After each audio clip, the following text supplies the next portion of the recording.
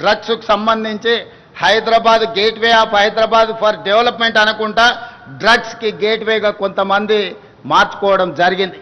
అందుకే ఈనాడు ఈ డ్రగ్స్ను నియంత్రించడానికి ఈగల్ ఫోర్స్ను తీసుకొచ్చినాం. ఎక్కడైనా మీకు అందరికీ తెలుసు, గద్ద ఆకాశంలో ఎన్ని వందల మీటర్ల పైన ఎగిరినా తన టార్గెట్ను నిశితంగా గమనించి పక్కాగా గద్ద తను చేయాల్సిన పని చేస్తుంది. అందుకే ఈరోజు తెలంగాణ రాష్ట్రంలో ఈ గంజాయిని డ్రగ్స్ను నిర్మూలించడానికి ఈగల్ ఫోర్స్ను తీసుకొచ్చినాం. ఇది భవిష్యత్తులో తెలంగాణ యువతను సరైన దారిలో పెట్టడానికి, ఈ డ్రగ్స్ గంజాయి వ్యాపారాలు చేసే వాళ్ళను నిర్మూలించడం కోసం ఈనాడు ఈ వ్యవస్థను మనం ఏర్పాటు చేసుకోవడం జరిగింది. కొంతమందికి నచ్చకపోవచ్చు, అయినా ఇందులో వెనుకడుగు వెయ్యాలన్న ఆలోచన లేదు. అంటే ఈరోజు మా ప్రభుత్వం గంజాయి డ్రగ్స్ను నియంత్రించడానికి ఏ రకంగా మన పోలీస్ వ్యవస్థ ప్రయత్నం చేస్తుందో మీరందరూ గమనించాలి. కాబట్టి మిత్రులారా, ఈరోజు గంజాయి డ్రగ్స్కి సంబంధించి ఎంత పెద్దవారు ఉన్నా, ఎవరి బంధువులున్నా, ఎవరి మిత్రులున్నా, ఎవరిని ఈ ప్రభుత్వం వదలదు. వాళ్ళ పట్ల కఠినంగా వ్యవహరిస్తుంది. రాజకీయాలలో వాళ్ళకు హోదాలు ఉండొచ్చు, ఆ హోదాలలో ఉన్న వాళ్ళకు బంధువులు ఉండొచ్చు, ఆ బంధువులకు ఫామ్ హౌజులు ఉండొచ్చు. కానీ ఫామ్ హౌజులు డ్రగ్స్కో గంజాయికో కేంద్రాలుగా మారి ఇలాంటి వాటిని ప్రోత్సహిస్తామంటే ఫామ్ హౌజుల్లోనే కాదు, బొక్కలో దాచుకున్న మా పోలీస్ వ్యవస్థ లాక్కొచ్చి మరి కటకటాల వెనకాల వేస్తుంది.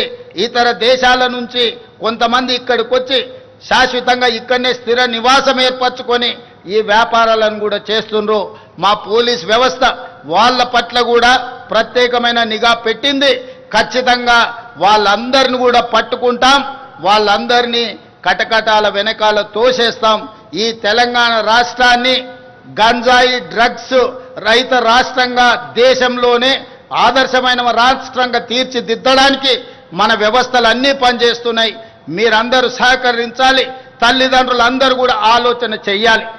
మనం ఎంత కష్టపడి జీవితంలో ఎన్ని విజయాలు సాధించినా, ఎన్ని ఆస్తులు అంతస్తులు కూడబెట్టినా, మన పిల్లలు వ్యసన పరులై గంజాయికో డ్రగ్స్కో బానిసలైతే మన బాధ ఏ విధంగా ఉంటుందో ఒకసారి ఆలోచన చేయండి. ఈరోజు ఈ ప్రభుత్వం చేస్తున్న చిత్తశుద్ధితో కూడుకున్న ఈ ప్రయత్నాన్ని రాజకీయాలకు అతీతంగా, వ్యక్తిగతమైన దేశాలకు అతీతంగా ఈ ప్రభుత్వానికి సహకరించాల్సిన అవసరం ఉన్నది. ఈ విషయంలో వితండవాదం చేయడం కానీ, ప్రభుత్వం చేస్తున్న ప్రయత్నాలను తప్పుపట్టే వాళ్లను తెలంగాణ సమాజం బహిష్కరించాలి. ఈ దేశంలో, ఈ రాష్ట్రంలో గంజాయి కానీ డ్రగ్స్ కానీ ఆనవాళ్లు ఉండొద్దు. ఈ తెలంగాణ రాష్ట్రం పోరాటాలకు వేదిక, త్యాగాలకు పునాదులు. ఈడ అమరవీరులు గొప్ప త్యాగాలు చేసిన చరిత్ర ఉన్నది. ఈ చరిత్ర కాలగర్భంలో కలిసిపోకూడదు. ఈ గంజాయి డ్రగ్స్ బ్యాచ్ను వదలకూడదు. వాళ్ళ పట్ల కఠినంగా వ్యవహరిస్తామని చెప్పి నేను ఈ సందర్భంగా 4 కోట్ల తెలంగాణ ప్రజలకు నేను మాట ఇస్తున్నాను. ప్రజల చేత, ప్రజల కొరకు, ప్రజలే రాసుకున్న పోరాట చరిత్ర మనది. నిజాం నియంతృత్వంపై సామాన్యుడు సాయుధ పోరాటంతో సాధించుకున్న విజయం ఈరోజు మనము అనుభవిస్తున్న ప్రజాస్వామ్యం. ప్రపంచ ఉద్యమాల చరిత్రలో సువర్ణ అక్షరాలతో లిఖించదగ్గ ఘనత తెలంగాణ సాయుధ పోరాటానిది. 1948 సెప్టెంబర్ 17 ఈ పోరాటంలో ప్రజలు విజయం సాధించి స్వేచ్ఛా పతాకను ఎగరవేసిన రోజు. ఈ గడ్డపై రాచరికానికి ఘోరీ కట్టి ప్రజాపాలనకు హారతి పట్టిన రోజు సెప్టెంబర్ 17. అందుకే ఇది ప్రజాపాలన దినోత్సవం.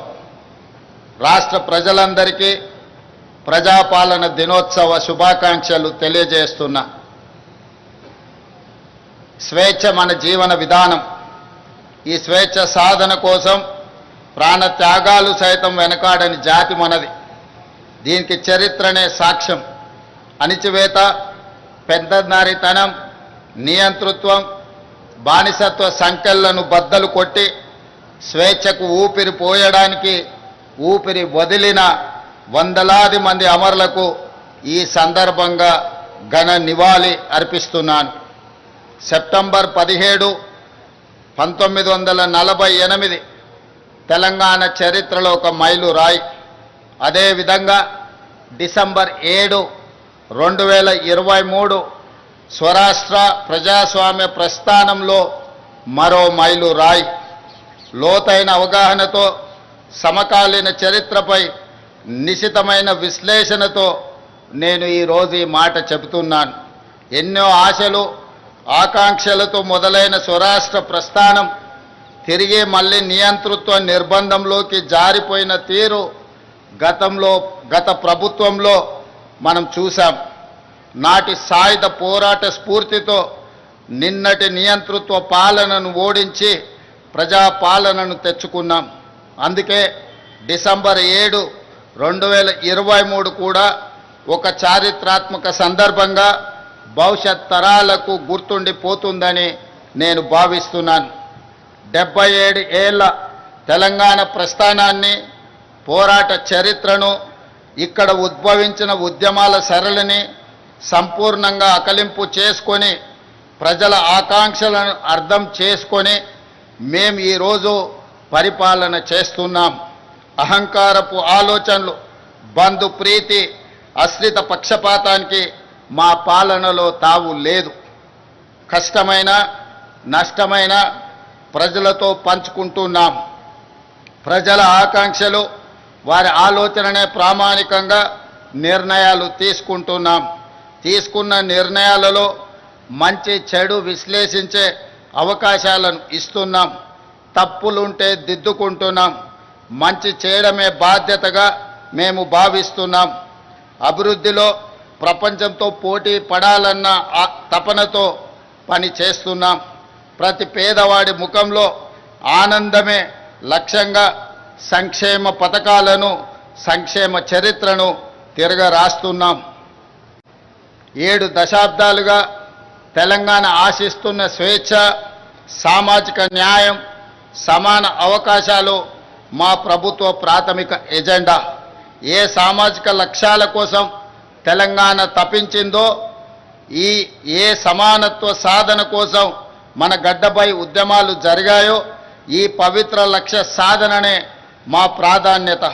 అభివృద్ధిలోనే కాదు, స్వేచ్ఛ, సమాన అవకాశాలు, సామాజిక న్యాయం విషయంలో కూడా తెలంగాణ దేశానికి ఒక రోల్ మోడల్గా ఉంటుంది అని ఈ సందర్భంగా నేను తెలియజేస్తున్నాను. అదేవిధంగా మిత్రులారా, విద్యనే మన విజయానికి వజ్రాయుధమని నేను బలంగా విశ్వసిస్తున్నాను. ప్రపంచ స్థాయి అవకాశాలను అందుకోవడమే కాదు, శాసించే స్థాయి తెలంగాణ యువతకు రావాలి. దానికి విద్యనే ఒక మంచి మార్గం. అందుకే గొప్ప విజన్తో యంగ్ ఇండియా ఇంటిగ్రేటెడ్ రెసిడెన్షియల్ స్కూల్స్ని మనం ఆలోచన చేసి ప్రారంభించుకున్నాం. ఈరోజు నేను చెబుతున్నాను, భవిష్యత్తులో తెలంగాణ విద్యా వ్యవస్థలో విప్లవాత్మక మార్పులకు ఈ స్కూళ్ళు కేంద్రాలుగా మారబోతున్నాయి. విద్యపై మేం చేస్తున్న వ్యయం ఖర్చు కాదు, భవిష్యత్ తెలంగాణకు పెట్టుబడిగా మేము భావిస్తున్నాం. తెలంగాణ బిడ్డలు అన్ని రంగాల్లో రాణించాలనేదే మా ఆలోచన. అందుకే విద్యతో పాటు క్రీడలకు ప్రాధాన్యత ఇస్తున్నాం. ఇన్నోవేషన్కు పెద్దపీట వేస్తున్నాం. Young India sports university, young India skills university, young India police school రేపటి తెలంగాణ భవితకు భరోసా కేంద్రాలుగా మారుతాయి. రేపటి తరాన్ని యాచకులుగా కాదు, స్వీయ శక్తిమంతులుగా మార్చాలన్న సంకల్పంతో పని చేస్తున్నాం.